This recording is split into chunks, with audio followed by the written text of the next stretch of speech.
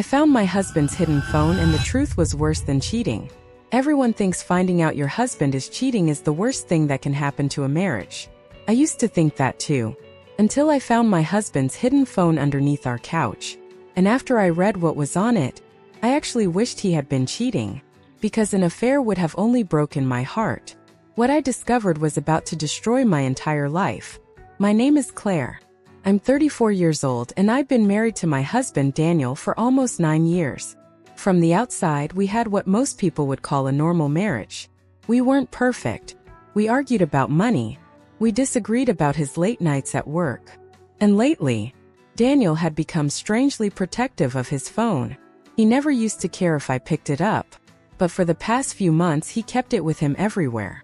The bathroom, the kitchen, even when he went downstairs for 30 seconds to get something from the garage. If I walked into the room while he was texting, he'd sometimes lock the screen immediately. Whenever I'd ask what he was doing, he'd say the same thing: work. I didn't think much of it at first, until one Friday night. Daniel had gone out to meet a client. I was cleaning the living room when I noticed one of the couch cushions had fallen between the sofa and the wall. I reached down to pull it out. My fingers touched something cold. I assumed it was an old remote, but when I pulled it out, it was a phone. An old black phone. Not Daniel's current phone. I'd never seen it before. I stared at it for several seconds. Then the screen lit up. One notification appeared. Are you sure she still doesn't know? My stomach dropped. I knew immediately who she was. Me. I tried calling Daniel. He didn't answer. I called again. Still nothing. So I turned the phone over in my hand. There was no lock screen password. That somehow made everything worse. I opened the messages.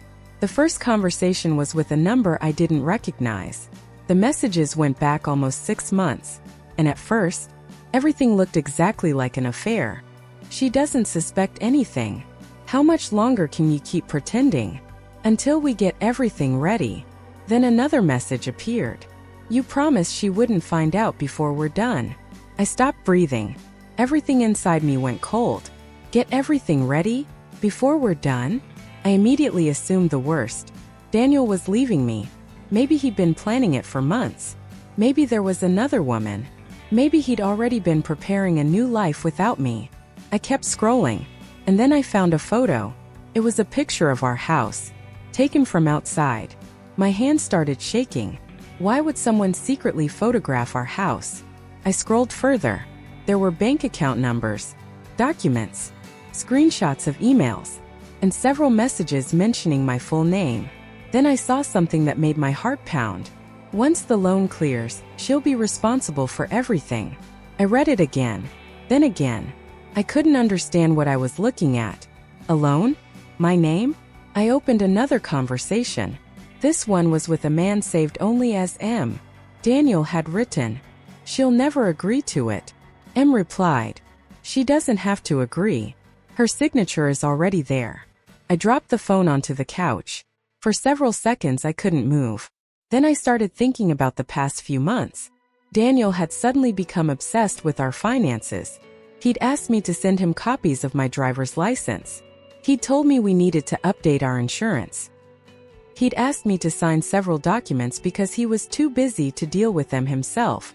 I had trusted him. I hadn't questioned anything. I picked the phone back up. And that's when I found the first document. It was a loan application. My name was on it. My address was on it. My information was on it. And the requested amount was $185,000. I nearly threw up.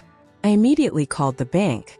The representative couldn't tell me much over the phone, but she confirmed that an application connected to my information existed.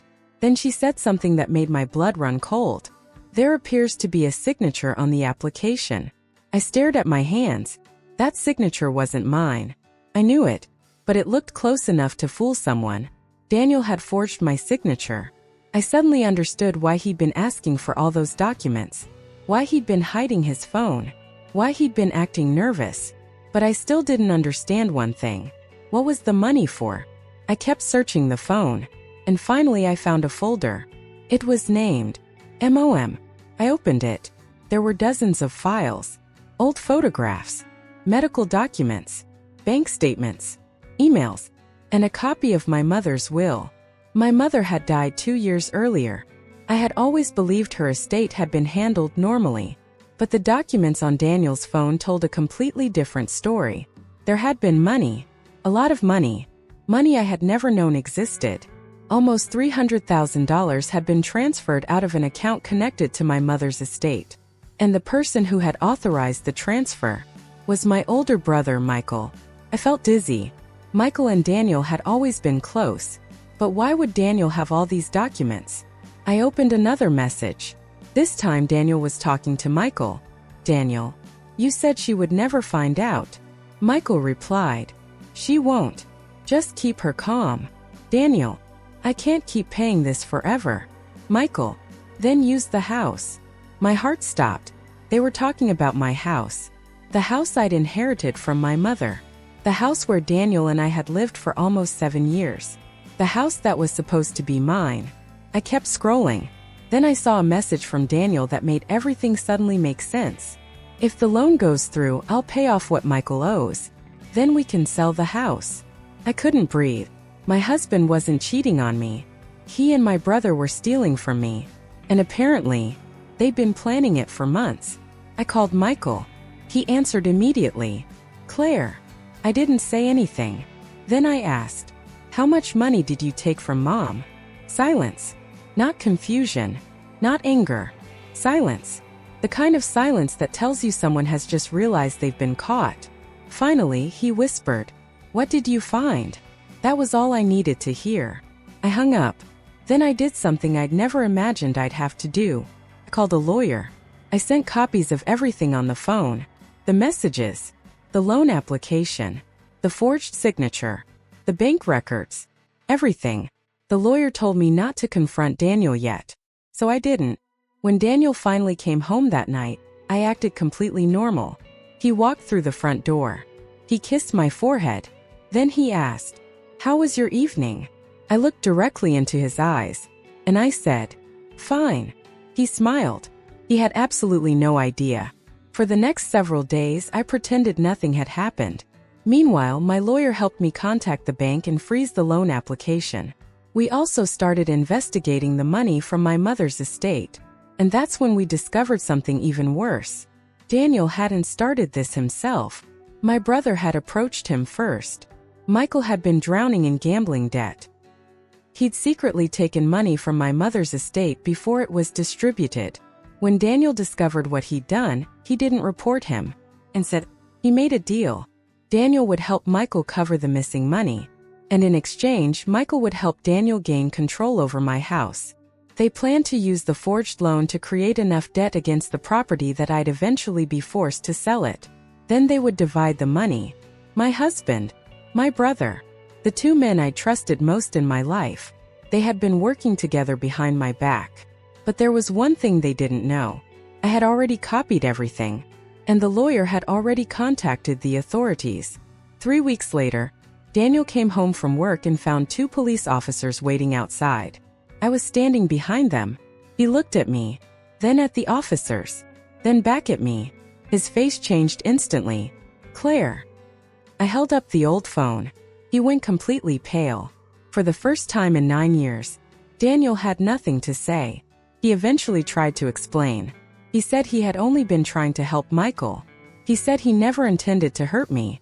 He said he planned to tell me eventually, but none of that mattered anymore.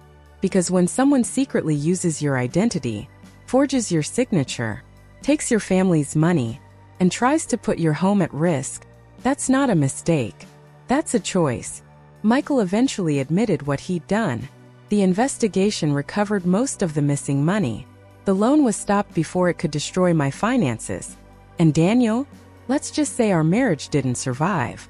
I filed for divorce several months later. But there's something strange about what happened. For weeks after everything came out, people kept asking me the same question. How could you not know? And honestly, I don't know.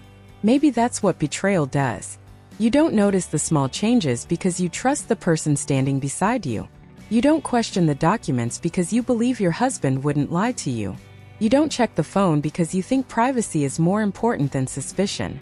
And maybe that's why finding that phone was the worst and best thing that ever happened to me.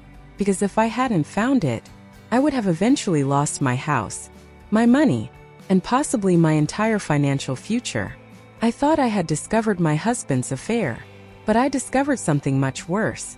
He wasn't giving his heart to another woman. He was selling pieces of my life behind my back. And the hardest part wasn't losing my husband. It was realizing that the man I trusted to protect me was the person I needed protection from. Sometimes the truth hurts more than betrayal, but sometimes the truth is the only thing that saves you.